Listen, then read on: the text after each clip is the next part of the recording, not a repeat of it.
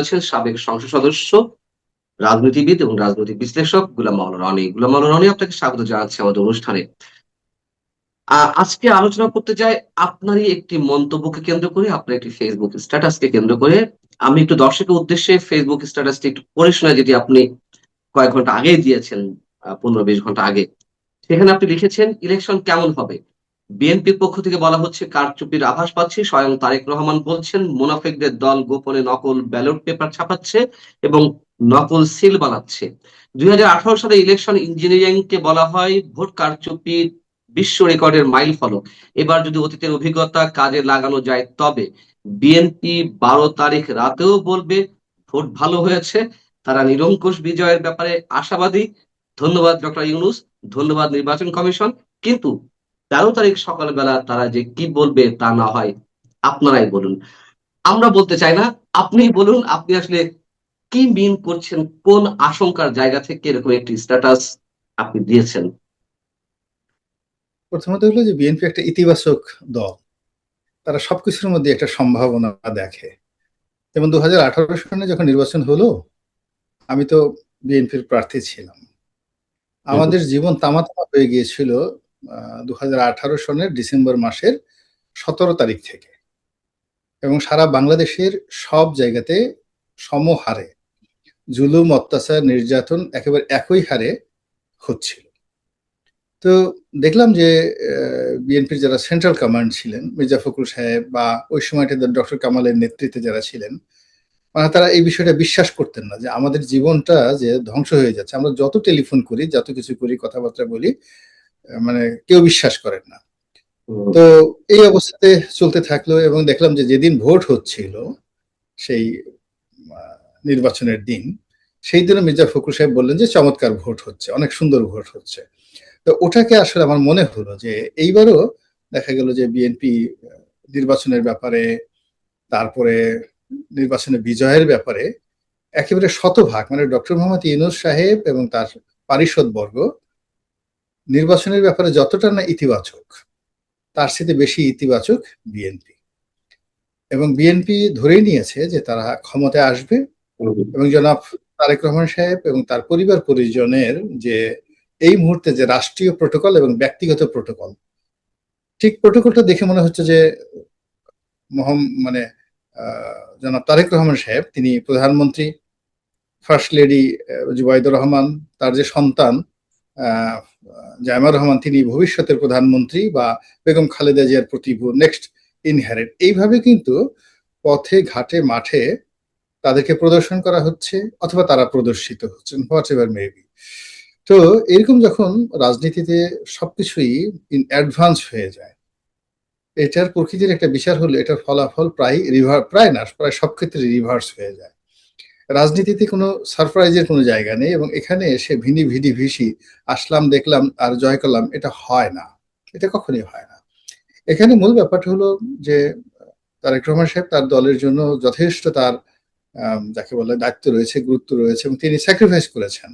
সে দীর্ঘদিন বিদেশে থেকেছেন, ইত্যাদি ইত্যাদি সবকিছু ঠিক আছে, কিন্তু এই সময়টাতে এসে ২৫শে ডিসেম্বর তারিখে বাংলাদেশে এসে আপনি যদি ফেব্রুয়ারি মাসের ১২ তারিখে প্রধানমন্ত্রী হয়ে যান, এটা হয় না। মানে কোথাও এরকম ঘটনা ঘটেনি। আমি একেবারে ইভেন শুধুমাত্র হামিদ কারজাইয়ের ক্ষেত্রে এই ঘটনাটা ঘটেছিল, মানে এসে আর কি। না, তিনি না হয় দীর্ঘদিন নির্বাসনে থেকে এসেছেন, কিন্তু তার দল তো ছিল। তার দল তো গণসংযোগ চালিয়েছে, আন্দোলন সংগ্রাম করেছে। তার প্রতিনিধি ওটাই হিসেবে তারেক রহমান ১৭ বছর পর ফিরে এসেছেন। তো তিনি প্রধানমন্ত্রী হবেন বিষয়টি তো ওরকম না। মানে বিএনপি ক্ষমতায় যাবে সেটিই কি আরো আগে ধর্তব্য নয়? অবশ্যই। এখানে মূল ব্যাপারটা হলো যে বিএনপি নির্বাচনে জয়লাভ করবে, এটা আমরা সবাই বলছি। তার হুম, জনপ্রিয়তার ধারের কাছে কেউ নেই, এটাও আমরা সবাই বলছি। কিন্তু মূল ব্যাপারটা হলো যে এখানে যে তাদেরকে কেন্দ্র করে বিশেষ বিশেষ মহলগুলো যেভাবে তাদেরকে আপহোল্ড করছে, সামনে এগিয়ে দিচ্ছে, এবং তাদেরকে যেটা হয়, যেমন বিএনপি যদি তার আপন যোগ্যতা বলে, সমস্ত কিছু কর্ম বলে, সবকিছু করে যেতেন, সেখানে আমার কাছে মনে হতো যে এখানে কোনো সমস্যা নেই। আমার হুম, কাছে যেটা মনে হচ্ছে যে সামবডি, দেশি বিদেশি বিভিন্ন যে পক্ষ একটা প্ল্যান্ড ওয়েতে তারা একটা ন্যারেটিভ তৈরি করে দিচ্ছে যে তারেক রহমান সাহেব প্রধানমন্ত্রী দৌড়ে এগোনো। এটা তারেক রহমান সাহেব কিন্তু বলেননি বা বিএনপির লোকজন বলেননি। হুম, কারা হুম। বলছে? তারপরে তিনি দেশের ভবিষ্যৎ প্রধানমন্ত্রী। কারা বলছে? বিএনপির লোক যতটা না বলছে, বাইরের লোক তত বেশি বলা হচ্ছে। থার্ডলি হলো যে এই যে রাষ্ট্রীয় প্রোটোকল, যেখানে অন্যান্য সারা বাংলাদেশ, যেখানে আমরা দেখেছি নাহিদ ইসলামকে প্রোটোকল দিয়েছে, যেখানে আমরা দেখেছি নাসিরুদ্দিন পাটোয়ারিকে প্রোটোকল দিয়েছে, যেখানে আমরা দেখেছি জামাতের আমিরকে প্রোটোকল দিয়েছে, অল অন সার্টেনিটি সবাইকে বাদ দিয়ে, মানে তাদেরকে বাদ দিয়ে তারেক রহমান সাহেবকে দিয়েছে। এটা আমার কাছে মনে হলো কি যে ওই ঘর পোড়া গরুর সিঁদুরে মেঘ দেখলে ভয় পায় এরকম। মানে আপনি একেবারে গাছে উঠালেন মই দিয়ে গাছ উঠলে পরে মইটা সরিয়ে নিলেন। এখন এই যে একটা প্রোটোকলের মধ্যে তাদেরকে ফেলে দেওয়া হয়েছে, এখন সেই প্রোটোকলটা যদি অল অন এ সাডেন সরিয়ে নেওয়া হয় জাস্ট ফর 1 আওয়ার, মুহূর্তের মধ্যে সেটা কিন্তু ম্যাসাকার হয়ে যাবে এবং পরিস্থিতি বিএনপির নিয়ন্ত্রণে থাকবে না। মানে এখানে হলো আমার আপত্তি। বিএনপি যদি তার প্রতিটি কাজ নিজের মতো করে করতে পারতো, প্রতিটি ন্যারেটিভ নিজেরা তৈরি করতো, বিএনপির লোকজন যদি বলে হ্যাঁ তারেক রহমান সাহেবের প্রধানমন্ত্রী, বিএনপি তো কথা বলছে না, ইকোনমিস্ট বলছে, অন্যান্য গার্ডিয়ান পত্র, বলছে। গার্ডিয়ান বলছে। এই জিনিসগুলো, গার্ডিয়ান কাদের পত্রিকা? গার্ডিয়ান বেসিক্যালি তো আওয়ামী লীগের পত্রিকা। গার্ডিয়ান বেসিক্যালি বর্তমান টিউলিপের পত্রিকা। ওখানে ইংল্যান্ডে এটা যদি ইন্ডিপেন্ডেন্ট বলতো, ব্রিটেনের ইন্ডিপেন্ডেন্ট বলতো, তাহলে আমি মানে মনে কিছু করতাম না। কিন্তু বলছে তো, মানে এমন একটা পত্রিকা, আওয়ামী লীগের পত্রিকা, টিউলিপ সিদ্দিকের পত্রিকা, কে আর স্ট্রমারের পত্রিকা। এটা ইংল্যান্ডের সব জিনিসগুলো জানে, এই কথাগুলো বলছে বা ডিপ্লোম্যাটে ইকোনমিক্স বলছে, কথাগুলো। ডিপ্লোম্যাটে কয়েক ঘন্টা আগে একটি প্রতিবেদন দিয়েছে তারেক রহমান সম্পর্ক প্রধানমন্ত্রী, মার্কিন বেসড ডিপ্লোম্যাট। হয়তো মার্কিন বেস ডিপ্লোম্যাট, কিন্তু মার্কিন বেস ডিপ্লোম্যাট হলে প্রো ইন্ডিয়ান ডিপ্লোম্যাটের যারা আছে এখানে যে সমস্ত কাজকর্ম করছেন, মার্কিন যুক্তরাষ্ট্রে কিন্তু সবাই ডোনাল্ড ট্রাম্পের পক্ষে নয় বা আমেরিকার পক্ষে নয়। এখানে আপনি ধরেন ওয়াশিংটন পোস্টে একটা রিপোর্ট আসা আর নিউ ইয়র্ক টাইমস একটা রিপোর্ট আসা কিন্তু এক নয়। আবার নিউ ইয়র্ক টাইমস একটা রিপোর্ট আসা আর দ্য ইন্টারন্যাশনাল টাইম ম্যাগাজিনে একটা নিউজ আসা কিন্তু এক নয়। আপনি কিন্তু সাংবাদিক, আপনি জানেন যে এখানে ওদের দীর্ঘদিনের প্রায় মোর দ্যান 200 ইয়ার্স একটা ট্রেডিশন আছে। ইংল্যান্ডেও তো দ্রুপ, ইংল্যান্ডে দ্য সান, দ্য টেলিগ্রাফ, তারপরে শেষে দ্য ইন্ডিপেন্ডেন্ট, প্রত্যেকটা পত্রিকারই কিন্তু আলাদা একটা আইডিওলজি আছে। একটা বিশেষ সরকারকে তারা সমর্থন করে, বিশেষ দলকে তারা সমর্থন করে এবং ওভাবেই তারা প্রচার করে। এখন তারেক রহমান সাহেবকে যারা প্রধানমন্ত্রী বানাচ্ছেন, দেশি এবং বিদেশি যে জিনিসগুলো আছে, এই যে চক্রটা রয়েছে, সেই চক্রদের অ্যাক্টিভিটিসটাই আমার কাছে সন্দেহজনক মনে হচ্ছে। এটা হলো আমার আপত্তি। তো সেই দিক থেকে হলো কি যে এখন নির্বাচনের যদি আপনি স্বাভাবিক ধরেন, আহ, হাতে গোনা 10-12টা বা 15-20টা সিটে প্রতিযোগিতা হচ্ছে জামাতের সঙ্গে, আর 4-5টা সিটে, 4-5টা সিটেও না, 2-3টা সিটে ধরেন আমাদের নুরুল হক নুরু আর এদিকে রুমিন ফারহানা, এরকম দুটো সিটে প্রতিদ্বন্দ্বিতা হচ্ছে নিজের দলীয় প্রার্থীদের বিরুদ্ধ পক্ষের সঙ্গে। অর্থাৎ বিএনপি যাকে মনোনয়ন দিয়েছে তার সঙ্গে অন্য পক্ষের প্রতিদ্বন্দ্বিতা হচ্ছে। এর বাইরে কিন্তু বাংলাদেশের কোথাও প্রতিদ্বন্দ্বিতা হচ্ছে না। বিএনপির প্রার্থীরা লোকজন নিয়ে একা একা ঘুরে বেড়াচ্ছে। আর বিরক্তি, মানে জাস্ট মানে যেটাকে বলা হয় নুইসেন্স, এটা তৈরি হচ্ছে মির্জা আব্বাসের এই সিটটিতে। মির্জা আব্বাসের এই সিটটিতে নাসিরুদ্দিন পাটোয়ারিয়ারা যে বিভিন্ন কথাবার্তা বলা হচ্ছে, আর যেহেতু সামাজিক মাধ্যমে অ্যাক্টিভ তাসলিম যারা, ও বিভিন্ন জায়গাতে যাচ্ছে, ঘোরাফেরা করছে, এইগুলো আমরা ফেসবুকে দেখতে পাচ্ছি। আর এই যে একটা ভিডিও ভাইরাল হলো তারেক রহমান সাহেবের প্রতিদ্বন্দ্বী জনৈক ডাক্তার, তার এই কারণে, আদারওয়াইজ এই ভদ্রলোকের নাম আমি এখন পর্যন্ত জানি না। তাহলে কি নির্বাচন? মানে নির্বাচন তো হচ্ছে না, এখানে পুরো মাঠটাই তো বিএনপির দখলে। এখন পুরো তাহলে মাঠটা তাহলে তাহলে আপনার আশঙ্কা কেন? আমার দুটি প্রশ্ন। একটি হচ্ছে যদি আওয়ামী পন্থী পশ্চিমা গণমাধ্যম অথবা মার্কিন পন্থী যে গণমাধ্যমগুলো, তারা একটা পোর্ট্রেট নির্মাণ করার চেষ্টা করছে যে তারেক রহমানই প্রেসিডেন্ট, এবং সেখান থেকে একটা গা ছাড়া ভাব চলে আসে। আমরা জানি যে নির্বাচনী মাঠে যারা প্রতিনিধি থাকে তাদের একটি গা ছাড়া ভাব চলে আসে, যে আগে থেকে তাদের পক্ষে বিপুল সমর্থন দেখানো হচ্ছে। কেন দেখানো হচ্ছে এটি? আরেকটি প্রশ্ন হচ্ছে, তাহলে আপনি যে আশঙ্কাটি করছেন সেটি কোনো ব্লুপ্রিন্ট, বিশেষ কোনো মহলের ব্লুপ্রিন্টের মাধ্যমে তারেক রহমান বা বিএনপি কে হারানো হবে এই জায়গা থেকে, নাকি স্রেফ ভোটের মাধ্যমেই তারেক রহমান বা বিএনপি হারবে, এটিকে মিন করে? এখানে কোনো ব্লুপ্রিন্ট বাস্তবায়ন করার মতো কোনো অথরিটি বাংলাদেশের নেই অ্যাট দিস মোমেন্ট। বুঝার চেষ্টা করুন। গত 17 মাসে আমরা যা কিছু করেছি, যে যার অবস্থান থেকে যে যত লম্ফ দিয়েছি, ঝম্প দিয়েছি, এমনি এমনি আমাদের লাভ দিতে ভালো লাগে তাই দিয়েছি। আপনি লাভ দিয়েছেন, আপনার নিজের ভালো লাগছে তাই লাভ দিয়েছেন। আমি দিয়েছি বা দিচ্ছি, আমাদের ভালো লাগছে। কিন্তু আমাদের পেছনে মানে কোনো উদ্দেশ্য আছে, লক্ষ্য আছে, গোল আছে, মানে এরকম আমি দেখছি না কারোর মধ্যে। আর এই লম্ফঝম্প দিয়ে কেউ কখনো ধারাবাহিকভাবে গত 17 মাসে সফল হয়েছে তার কোনো উদাহরণ নেই। বরং এই সময়ের মধ্যে অনেকগুলো সম্পর্ক তৈরি হয়েছে, আবার অনেকগুলো সম্পর্ক নষ্ট হয়েছে। আমরা প্রথম যেটা দেখলাম ডক্টর মোহাম্মদ ইউনূস সমন্বয়ক। তারপরে আমরা দেখলাম যে সমন্বয়ক ডক্টর মোহাম্মদ ইউনূস আসলে পিছন থেকে কলকাঠি নাড়ছে জামাত। পরবর্তীতে দেখলাম জামাত সমন্বয়ক ইউনূস তারা একত্র হয়ে এনসিপি করল। আবার দেখা গেল এনসিপি জামাত তাদের মধ্যে দ্বন্দ্ব সংঘাত শুরু হলো। এরপর এনসিপি জামাত আলাদা হয়ে গেল।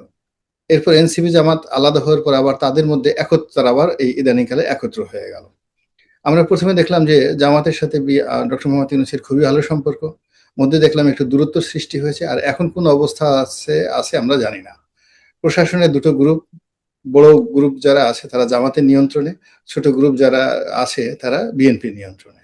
জামাত ইন্টেলেকচুয়াল লেভেলে তারা তাদের আধিপত্য বিস্তার করে ফেলেছে এবং বিশ্বের যে পরাশক্তিগুলো আছে আমেরিকা, চীন, তারপরে শেষে ইউরোপীয় ইউনিয়ন ইনক্লুডিং ভারত, তারা জামাতকে পছন্দ করছে। আবার অন্যদিকে শোনা যাচ্ছে যে কেবলমাত্র ভারত মানে 50-50, তারা জামাত, আওয়ামী লীগ এবং বিএনপি মানে তাদেরকে একটা লিবারেল দিয়েছে, যে জিতে আসবে তাকেই গ্রহণ করবে। ওদিকে পাকিস্তান জামাতের সঙ্গে আছে, ডক্টর মোহাম্মদ ইউনূসের সঙ্গে আছে। আমেরিকা এখনো পর্যন্ত বিএনপির ব্যাপারে কোনো গ্রিন সিগন্যাল দেয়নি। এই হলো বাস্তবতা। সেনাপ্রধান আসেন, সেনাপ্রধান এ যাবৎ যতগুলো কমিটমেন্ট করেছেন, যতগুলো হুমকি দিয়েছেন, ধামকি দিয়েছেন, একটাও বাস্তবে কাজে আসেনি। সেনাপ্রধানের কথা মতো যদি বাইরে যারা যারা কথা বলেছে, কাজ করেছে, চেষ্টা করেছে তাকে হেল্প করার জন্য, প্রত্যেকটা লোক বিপদে পড়েছে, বেইজ্জতি হয়েছে। এটা হলো বাস্তবতা। এখন সেই সেনাপ্রধান বলছেন যে নির্বাচন হবেই। এখন সেই সেনাপ্রধান যত বলছে নির্বাচন হবে, তত বেশি অনেক মানুষ বলছে যে তিনি তো ইচ্ছা করেই ডিসেম্বর মাসে, তার তো দৃঢ়তা ছিল যে এই 2025 সনের ডিসেম্বরের মধ্যে নির্বাচন হবে এবং তারেক রহমান সাহেবকে তিনি রাজি করিয়ে ফেলেছেন। তো সেই তারেক রহমান সাহেব সেনাপ্রধানকে বাদ দিয়ে তিনি ডক্টর মোহাম্মদ ইউনূসের সাথে নেগোসিয়েশন করে এই নির্বাচন ফেব্রুয়ারি মাসে নিয়ে এসেছেন। ফলে এখন সেনাপ্রধান কি ডক্টর মোহাম্মদ ইউনূস সাহেবকে সমর্থন করবেন, তারেক রহমান করবেন, নাকি উনি এই নির্বাচন অনুষ্ঠানের ব্যাপারে ওনার বাহিনী দিয়ে সাহায্য করবেন? এরপর সেনাপ্রধানের হঠাৎ করে তার যে বক্তব্য, দেখা গেল যে এই নির্বাচনে সেনাবাহিনীকে কোন গুরুত্বপূর্ণ দায়িত্ব দেওয়া হয়নি, তাদেরকে বলা হয়েছে তোমরা রুমের মধ্যে ঢুকতে পারবে না। সেনাপ্রধান বলেছেন যে যদি রুমের মধ্যে কোনো অকারেন্স ঘটে আমরা কিন্তু বসে থাকবো না। আপনি কথাগুলো একটু ব্যাখ্যা করার চেষ্টা করেন যে ভোট কেন্দ্রে বুথের ভিতর কোনো সেনা সদস্য যেতে পারবে না, বুথের বাইরে তাদেরকে অবস্থান করতে হবে। তো সেখানে তারা আইন শৃঙ্খলা রক্ষাকারী বাহিনীর সাবস্টিটিউট হয়ে তারা সাহায্য করবে, তারা প্রাইম ফ্যাক্টর হয়ে সেখানে কাজ করবে না। তো এটা সেনাবাহিনীর মধ্যে হয়তো নেতিবাচক প্রতিক্রিয়া তৈরি করতে পারে। এই জন্য সেনাপ্রধান বলেছেন যে না, আমরা যদি বুথের মধ্যে কোনো ঘটনা ঘটে তাহলে আমরা বসে থাকবো না। এখন এই যে ওনার যে বসে না থাকার যে হুমকি ধামকি, এটা বাস্তবে কতটা হবে? এর আগে তো তিনি এই যে বিডিআর যে মিউটিনি হলো সেটা নিয়ে যে রিপোর্ট প্রকাশ করা হচ্ছিল, সেটা নিয়ে উনি বেশ হুমকি দিয়েছিলেন যে নো ডট, নো দাড়ি কমা কোনো সেমিকোলন না, এটা এইভাবেই হয়েছে। কিন্তু ওনার কথা তো সেটা বাস্তবায়িত হয়নি। সেই মানে কমিশন রিপোর্ট দিয়েছে, সেই রিপোর্ট আলটিমেটলি এটি সেনাবাহিনীকে মানে টোটাল মানে রাষ্ট্রযন্ত্রকে, ওই সময়ের একটা রাষ্ট্রযন্ত্রকে একটা প্রশ্নের মুখোমুখি ফেলেছে। এবং সেই রিপোর্ট অনুযায়ী বর্তমান যিনি স্বরাষ্ট্র উপদেষ্টা রয়েছেন, বর্তমান যিনি আইজিপি রয়েছেন, তারা সবাই মোরালেস এই ঘটনার সাথে দায়ী। তো এরকম একটা গোজামিল যে অবস্থার মধ্যে কেউ একটা ব্লু প্রিন্ট করবে, একটা মাস্টার প্ল্যান করবে, করে সেটা নির্বাচনের মাঠে বাস্তবায়ন এগুলো কি মাস্টার প্ল্যানের অংশ নয়? সেনাপ্রধান যা বলছেন, তিনিও তো অন্যতম স্টেক হোল্ডার, অন্তত এই মুহূর্তে বাংলাদেশের রাজনীতিতে। তিনি বলেছেন যে আমার উপর আস্থা রাখতে পারেন। আপনি যেগুলো বললেন সব ঠিক আছে, তাহলে তাহলে তার কথাগুলো কেউ আমলে নিচ্ছে না, অন্তত গভর্নমেন্টে যারা আছে। আমার বক্তব্যটা হলো যে এখানে কোনো উপদেষ্টা আপনাকে জেলে নেওয়া, আনিস আলমগীরকে দুর্নীতি মামলায় ফাঁসানো বা অন্য যে কোনো নিরীহ গোবেচারা টাইপের যারা লোকজন আছে, যারা শুধুমাত্র এই কথাবার্তা বলার চেষ্টা করে, যাদের কোনো সংগঠন নাই, কোনো কিছু নাই, তাদের সাথে বাহাদুরি দেখানোর ক্ষমতা অনেকেরই আছে। কিন্তু শক্ত যাদের ভিত্তি আছে, বিএনপির, জামাতের, এনসিপির, তারা দিনের পর দিন নিজেদের ইচ্ছেমতো ন্যারেটিভ তৈরি করে যাচ্ছে। সেটা ইলেকশন কমিশনারের সাথে, সেনা প্রধানের সাথে, ডক্টর মোহাম্মদ ইউনূসের সঙ্গে, থানা পুলিশ প্রশাসনের সঙ্গে, র্যাবের সঙ্গে, যেখানে যেভাবে দরকার সবাই করে যাচ্ছে, ওটাকে চ্যালেঞ্জ জানিয়ে আইনের যে শাসন সেটা প্রতিষ্ঠিত করে, মানে ইনক্লুডিং জুডিশিয়ারি, এই জায়গাতে গত ১৭ মাসে একটা সিঙ্গেল উদাহরণ তৈরি হয়েছে, এটা আমি দেখছি না। ফলে এখানে হয় কি, হ্যাঁ, ফলে কি হচ্ছে, রেলগাড়ি চলছে, চলতে চলতে যদি এটা সফল হয়ে যায় আলহামদুলিল্লাহ, সফল হয়ে যায়, কিন্তু কোনো জায়গাতে যদি কোনো একটা ছোট্ট একটা কারণে আটকে যায়, ওটাকে চালু করার মতো কোনো অথরিটি, কোনো ইঞ্জিন, কোনো মেকানিক্স নেই। এটা হলো আমার বক্তব্য। কিন্তু এখানে একেবারে ব্লু প্রিন্ট করে, মাস্টার প্রিন্ট করে কোনো একটা জিনিস বাস্তবায়ন করবে, ওরকম কোন দেশি বিদেশি শক্তি নাই। আমি একটু জানতে চাই গোলাম মাওলানা রনির কাছ থেকে যে আবার সেনাপ্রধান যা বলেছেন একেবারে তার বাইরে সবকিছুই ঘটেছে এমন কিছু না। যেমন তিনি বলেছেন নো ব্লাডি করিডোর। করিডোর ইস্যুটা কিন্তু এখনো অনিষ্পন্ন অবস্থাতেই আছে।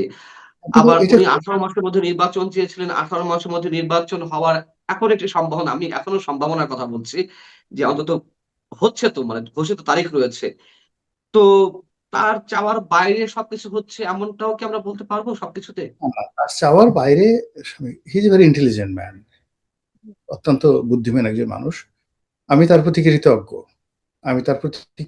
এর কারণ হলো যে তিনি অনেক ব্যাপারে ধৈর্য ধারণ করেছেন। তিনি ধৈর্য ধারণ করার পরে এট লিস্ট ভালো কিছু হয়নি, এটা ঠিক আছে, কিন্তু মন্দ কিছু হয়নি। আমাদের মানে যে বিষয়গুলো আছে, মন্দ কিছু হয়নি। তো মূল ব্যাপারটা যেটা হলো যে করিডোর, তারপরে বন্দর নিয়ে চুক্তি, মানে কোনো একটা জিনিস কিন্তু থেমে নেই এখনো পর্যন্ত। রাইট। মানে ব্যাপার হলো যে প্রকাশ্যে যে কি হচ্ছে, এই যে ৯ তারিখে একটা গোপন চুক্তি হবে। এখন ৯ তারিখে একটা গোপন চুক্তি হবে। ডিপি ওয়ার্ল্ড নিয়ে পোর্ট বন্ধ রয়েছে, সবকিছু আছে। অর্থাৎ ইভেন আপনি যদি এই সময়টাতে আপনি মইনুদ্দিন ফখরুদ্দিনের সরকারের যদি আপনি স্ট্রংনেস চিন্তা করেন, যে তারা যেটা চেয়েছে ওটাই কিন্তু হয়েছে। আমার বক্তব্যটা হলো আইদার সেনাপ্রধান, either doctor Muhammad Yunus, either Tarique Rahman, অথবা আইদার জামাত আমির। এখন এদের হাতেই তো ক্ষমতাগুলো। আমি চাচ্ছিলাম যে সম্মিলিতভাবে তাদের সঙ্গে একটা সম্পর্ক থাকুক, তারা সম্মিলিতভাবে একটা সিদ্ধান্ত নিক, ওটা বাস্তবায়িত হোক, অথবা এদের মধ্যে যেকোনো একজন নেতা হন এবং তার কথা মতোই সুন্দর মতো সবকিছু চলুক। কিন্তু এখানে আসলে চলছে না। যে যেখানে তাহলে বসছে, যার খেলছে যে কারা? খেলছে কারা? আমি যদি সেই প্রশ্নটা করি এখানে এবং আমি যদি সরাসরি আপনাকে জানতে চাই, তাহলে সেনাপ্রধান যা চাইছে উল্টো ঘটনাগুলো ঘটছে। তাহলে সেনাপ্রধান ১২ তারিখে নির্বাচনের বলেছেন যে নির্বাচন হচ্ছে। আমরা সবাই আগ্রহী, নৌবাহিনী আগ্রহী, বিমান বাহিনী আগ্রহী, সেনাবাহিনী আগ্রহী। তার মানে কি নির্বাচন হচ্ছে না এরকমটা ধরে নিব? না, না, না। আমরা সবাই আগ্রহী, ভীষণ রকম আগ্রহী। কি হচ্ছে তা দেখার, কি হবে তার জন্য না, কি হচ্ছে তা দেখার জন্য। সেনাপ্রধান বললেন, ডক্টর মোহাম্মদ ইউনূস বললেন, তারেক রহমান সাহেব এত সুন্দর করে ঘোরাফেরা করতেছেন। আচ্ছা দেখি কি হয়, দেখি কি হয়। মানে আমরা এখানে কি হচ্ছে, আমাদের যে যত ক্যালকুলেশন আছে, ম্যাথমেটিক্যাল ক্যালকুলেশন, বায়োলজিক্যাল, কেমিস্ট্রি, যা কিছু আছে, আমরা সমস্ত জ্ঞান গরিমা এগুলো সব এখন বস্তাবন্দি করে রেখেছি। আমরা এতকাল বলছি যে আইন শৃঙ্খলার অবস্থা ভালো না, এখানে নির্বাচন সুন্দর সুষ্ঠু হওয়ার কোনো সম্ভাবনা নাই, এখানে একপাক্ষিক নির্বাচন হলে এখানে আনন্দমুখর হবে না, পার্টিসিপেটরি হবে না, লোকজন এখানে আগ্রহ নিয়ে আসবে না। তারপর শেষে আমরা বলেছি যে একই দিনে দুটো নির্বাচন, সেই কনস্টিটিউশনাল অ্যাসেম্বলি এবং পার্লামেন্ট ইলেকশন, এটা ঠিক হচ্ছে না। আমরা বলার চেষ্টা করছি যে এই হানা ভোটটা এই মুহূর্তে ঠিক হচ্ছে না। এই জিনিসগুলো আমরা তো বলার চেষ্টা করছি। বলতে বলতে আমরা যারা এই কথাগুলো বলেছি, আমাদেরকে একটা ঘোড়ার ডিমের একটা পশম হিসেবে তারা কাউন্ট করেনি। কাউন্ট না করার কারণে আমরা কি করছি, আচ্ছা ঠিক আছে, আমাদের কথা যখন শুনলাম না, তোমাদের কথা তোমরা যা কিছু করতেছো, আচ্ছা দেখি কি হয়। মানে এই মুহূর্তে তো আসলে এর বাইরে আপনার আমার কি করার আছে বলেন? তাহলে আমরা তো এখনো এই জায়গাতে, আমাদের তো একটা জিনিস হলো লজ্জা শরমের তো আছে। গত ১৭ মাস যাবৎ বলতে বলতে আমরা এত বেহায়া হতে পারিনি। এখন লজ্জায় আমরা বলতে যাচ্ছি, ঠিক আছে, সেনাপ্রধান যখন বলতেছেন, সেনাপ্রধান বলতেছে হ্যাঁ, আমি করব এটা, সবকিছু করতে আছি, এবং এখনো সে দেখা যাচ্ছে খুব স্টাইল করে কথা বলছেন। মানে তার ব্যক্তিত্ব, কণ্ঠে ব্যক্তিত্ব ফুটানোর চেষ্টা করছেন, সবকিছু করার চেষ্টা করছেন। এখন এইগুলো হয় কি, যে এত কিছুর পরে মানে সেনাপ্রধান যখন স্বাভাবিক ভাষায় কথা না বলে কমান্ডিং ভয়েসে কথা বলছেন, এখন সেই কমান্ডিং ভয়েস যে তার এমপি, তার পুলিশ, মানে মিলিটারি পুলিশকে যেভাবে জামাতের একজন প্রার্থী যেভাবে গালাগালি করছেন, সেই গালাগালির পরে সেনাপ্রধানের কণ্ঠটা এতটা ভারী হওয়া উচিত না, কণ্ঠটা আর একটু নামালে ভালো শোনা যায়। তো এখন এটা উনার ফিলিংস না হতে পারে, আমাদের তো হচ্ছে। হ্যাঁ, উই ফিল সরি যে এটা তাহলে আমাদের খারাপ বিষয় লাগছে। কি দাঁড়াচ্ছে? আপনি যেটি আ যে আশঙ্কা থেকে বা যে অনুমান থেকে কথাগুলো বলছেন যে ১৩ তারিখে বিএনপি কি করবে? তার মানে নেগেটিভ কিছু হওয়ার সম্ভাবনা রয়েছে। নেগেটিভ তার মানে পজিটিভ কিছু আমাদের এটা হলো শুনে আমাদের দেশটা হলো পান্না আপনাকে একটা কথা বলি জি, অসম্ভবের দেশ এখানে সবকিছু হতে পারে। আপনাকে আমি 2012 সনের একটা ঘটনা স্মরণ করাই দিই। 2012 তখন খুব প্রবল বেগে বিচার হচ্ছে এবং গণজাগরণ মঞ্চ চলছে। তখন ৭১ টেলিভিশনে একটা সাক্ষাৎকার দিচ্ছিলেন আপনার মুনতাসির মামুন। তো তিনি ঠিক সেম কথাটা বলছিলেন, দেখেন এটা একটা অসম্ভবের দেশ। আজ আমরা যুদ্ধাপরাধীদের বিচার করছি, এই একই কোর্টে যুদ্ধাপরাধীরা এখান থেকে বের হয়ে যদি আমাদের বিচার করে এই কোর্টে, আমি খুব আশ্চর্য হব না। দেখেন যে বাস্তবতা কথা তাই। যে কথা উনি 12 সনে বলেছেন, ঠিক সেম কথাটা 2026 সনে হচ্ছে, হয়ে গেছে। তো যার জন্য এখানে আপনি এই বাংলাদেশে যেখানে এত দ্রুত ২ মাসের মধ্যে আবহাওয়া পরিবর্তন হয়ে যায়, শীতে মানুষ মরে যাচ্ছে, ১৫ দিন পর আবার সে গরম চলে আসে। তো কাজেই এখানে ১৩ তারিখে যে কোনো কিছু হবে আর কোনো কিছু হবে না, এটা আমরা কেউ বলতে পারি না। কেউ বলতে পারে না। যেভাবে শেখ হাসিনা কত সুন্দরভাবে রান্না করেছেন, দুপুরে খাওয়া-দাওয়া করবেন, সবকিছু করবেন। খাবার মুখে দেওয়ার মতো সময় তার হয়নি। বুঝতে পারছেন ঘটনা? কত সুন্দর তার অনেক সুন্দর, সুন্দর শাড়ি ছিল। একটা ব্যাগ গুছানোর মতো সময় তিনি পাননি। এই বাংলাদেশ, এই বাংলাদেশ। ফলে ১৩ তারিখ অনেক বহুত দূর, অনেক দূর। আপনি ১৩ তারিখ সকালবেলাও বলতে পারবেন না ১৩ তারিখ দুপুরে কি হবে।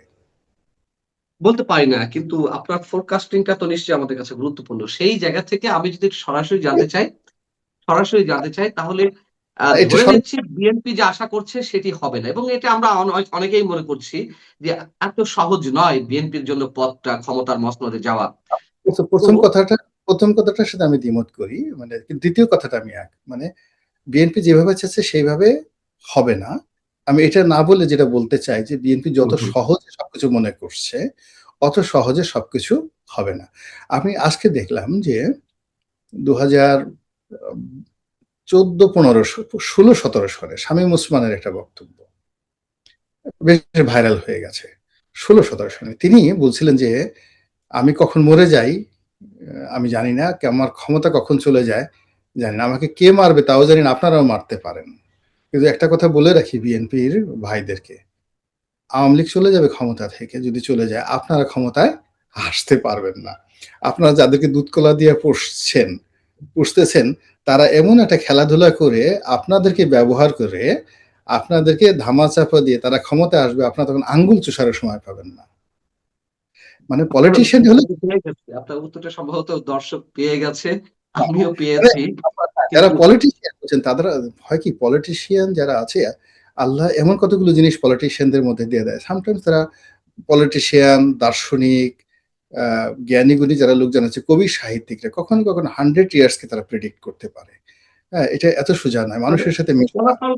ফলাফলটা আমরা পেয়েছি। আপনি অন্তত যেটুকু আকার ইঙ্গিতে বেশ আ আ কৌশলে কথাটি বলছেন, উত্তরটি সম্ভবত অডিয়েন্স পেয়েছে, আমিও পেয়েছি। আ কিন্তু সেটা কি সো কল্ড নির্বাচনের মাধ্যমে নাকি নির্বাচন ছাড়াই কিছু হবে?